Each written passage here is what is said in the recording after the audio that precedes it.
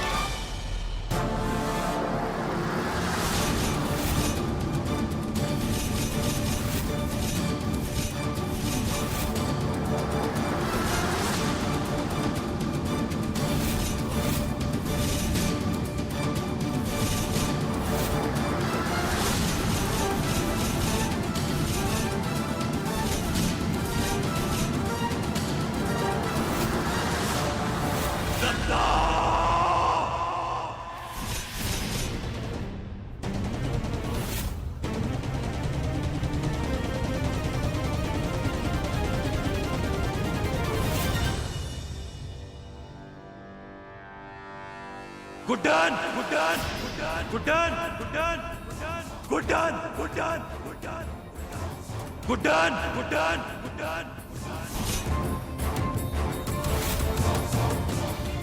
छोड़ो, जाने दो।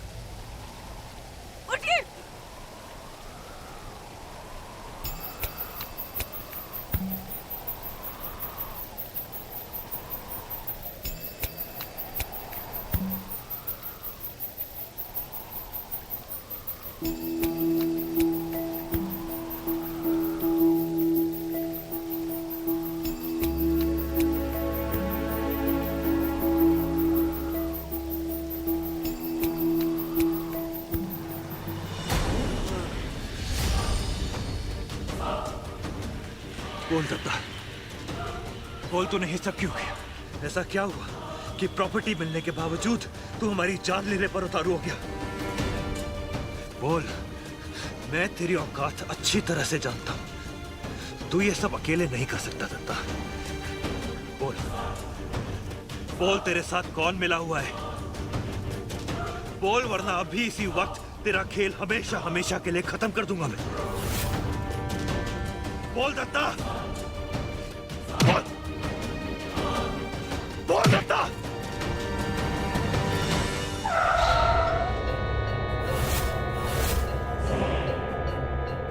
बोल दत्ता, बोल।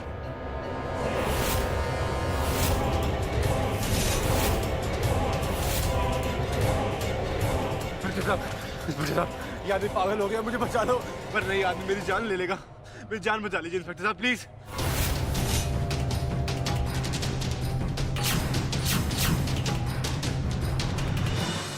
बचने का एक ही तरीका है, अपना काम खत्म कर।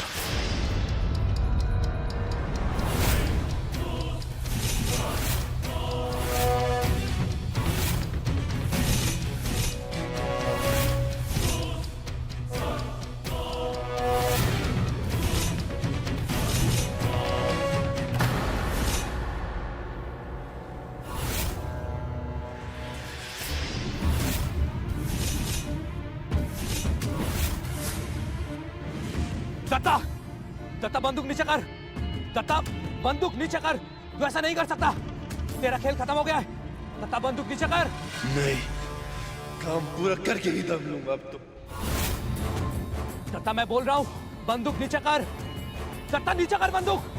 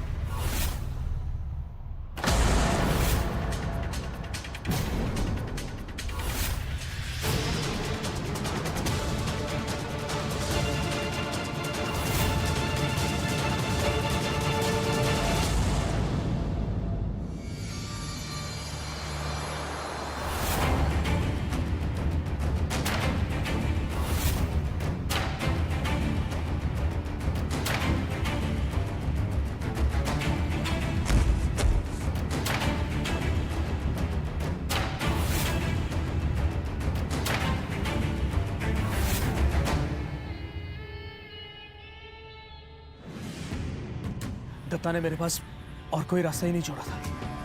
अगर मैं उसे नहीं मारता तो वो आप दोनों को मार देता।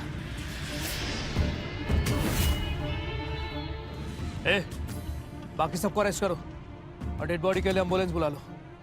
भगवान का लाख लाख शुक्र है कि मैं सही वक्त पर आ गया और आप दोनों की जान बच गई।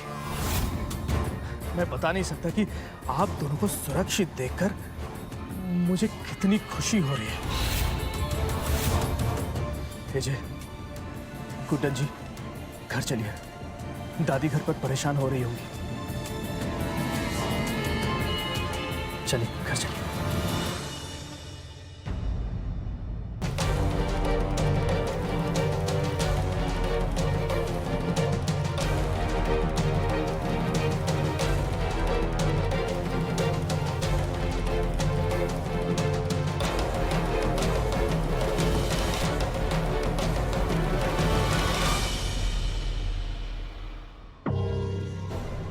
Sorry Datta, I am really sorry. पर यार तू और जिगर करता भी तो क्या करता? हाँ, अरे पगले, तुझे तो मुझे थैंक यू बोलना चाहिए। मैंने तुझे इस सांसारिक मोह माया से हमेशा हमेशा के लिए मुक्त जो कर दिया। पता है तेरी गलती क्या थी? तेरी गलती बस इतनी सी थी कि बर्फ पर भरोसा किया।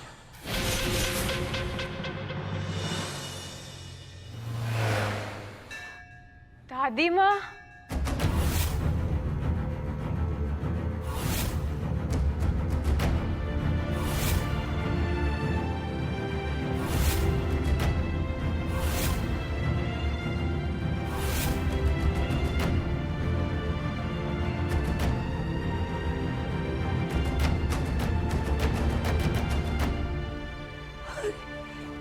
ये मेरे बच्चे,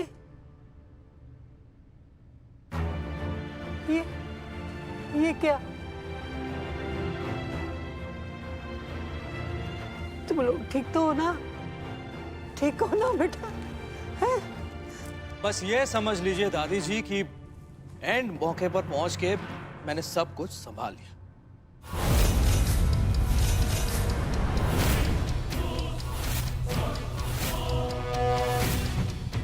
हाँ दादी, क्या बताए, एकदम फिल्मी सीन था। वो दत्ता पीछे और घुटन पे बंदूक ताने खड़ा था।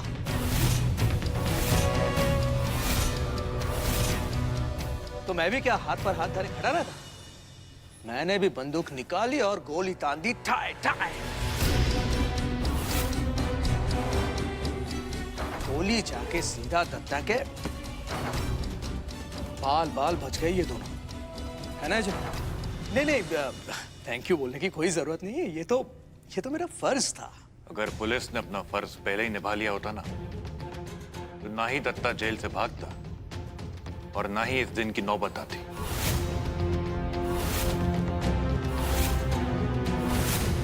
बिल्कुल सही कह रहे हैं। कोई तो है जो उनकी मदद कर रहा था, नहीं तो ऐसे कैसे जेल में रहकर भी ये ऐसा फोन, इतने सारे हथियार और इतने सारे लोग, वो भी सब प्लानिंग के साथ, कोई कैसे जुगाड़ सकता है?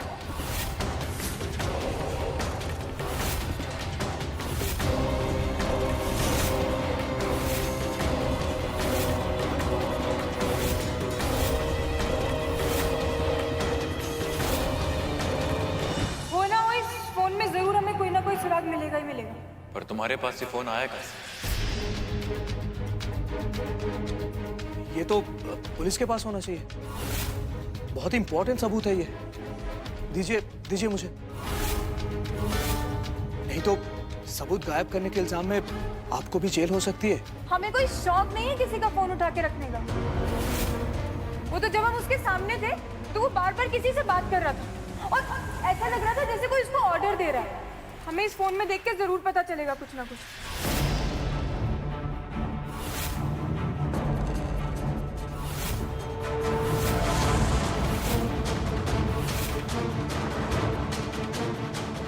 बॉस, यही होगा वो असली विलेन।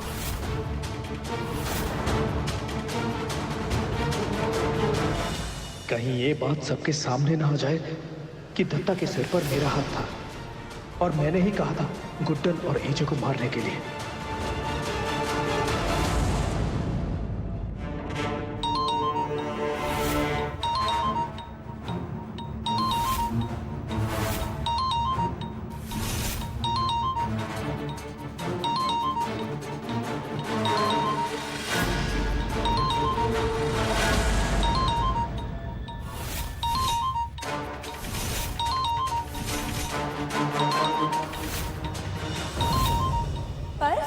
भैया,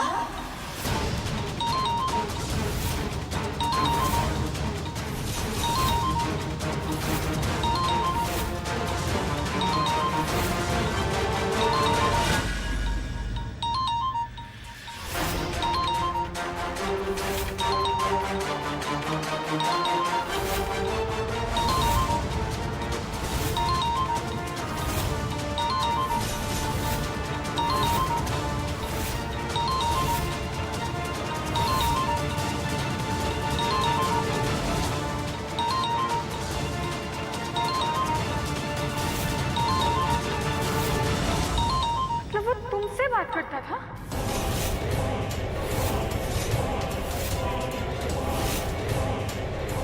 बोलो पर, तुमसे क्यों बात करता था वो?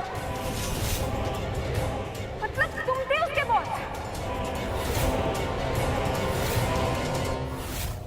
तुमसे कुछ पूछा जा रहा है पर जवाब दो।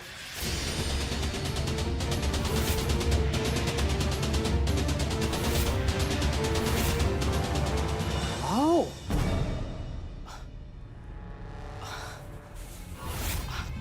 क्या बात है? मतलब सासू माँ, आपको तो पुलिस में होना चाहिए। मेरा कहने का मतलब है, आपने जो कुछ भी कहा वो बिल्कुल सही है। ये तो सोचिए ना, दत्ता के पास ऐसे फोन मिलना, उसका जेल से फरार हो जाना, ये सब ऐसे ही तो पॉसिबल नहीं है ना। जरूर कोई ना कोई उसकी मदद कर रहा होगा।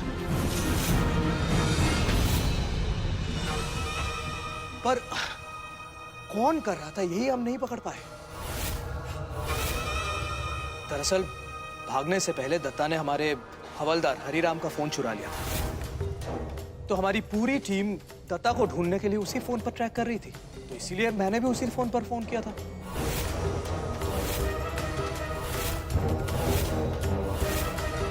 लेकिन यकीन मानिए गुड्डन जी, अच्छा हुआ जो ये फोन उसके पास था, तभी तो मैं सही वक्त पर पहुंचा वहां और आप दोनों को बचा पाया। नहीं तो सोचिए दादी, आज इस घर में क्या अनर्थ हो जाता। सोचिए जरा। अरे एक तो मेरे भाई ने आप लोगों की जान बचाई है, उस भगोड़े दत्ता को पकड़ा है, और सासू माँ आप थैंक यू बोलने के बजाय मेरे भाई का नाम उस चोर उचक्के से जोड़ रही हैं। बहना, कोई बात नहीं। नहीं भैया। नहीं, मैं समझ सकता हूँ कितना कुछ गुजरा इनके ऊपर। कोई बात नहीं गुड्डन जी, आई अंडरस्टैंड।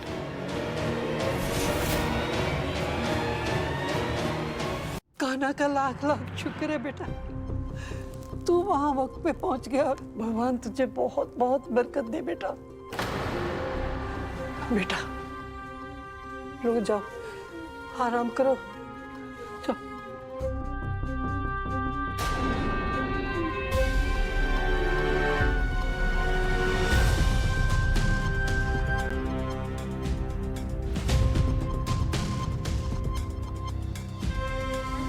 फिर दुर्गा जी को क्या हुआ?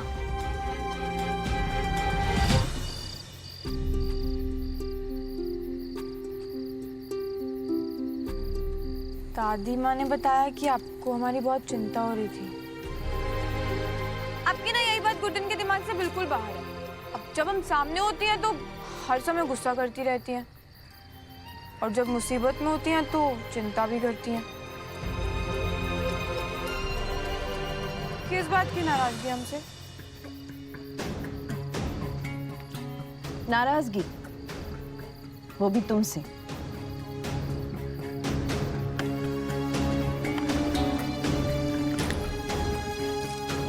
तुम्हें पता है तुम्हारी प्रॉब्लम क्या है गुड्डन?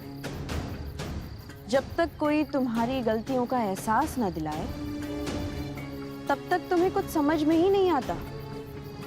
समय वो तुम्हें अंदाजा है आज एजे की जान खतरे में थी, पता है क्यों? तुम्हारी वजह से। दादी की तबीयत खराब हो गई थी, पता है क्यों? तुम्हारी चिंता करते करते। और ये सब कुछ तुम्हारी उस एक्टिंग की ऑडिशन के चक्कर में हुआ है। और रहा सवाल मेरे बर्ताव का, तो 1 मिनट बताती हूँ तुम्हें।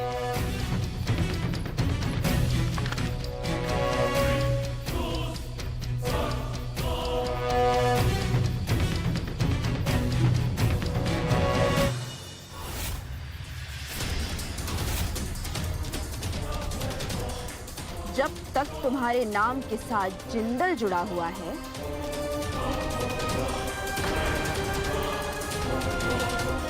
तब तक तुम इस परिवार की इज्जत हो।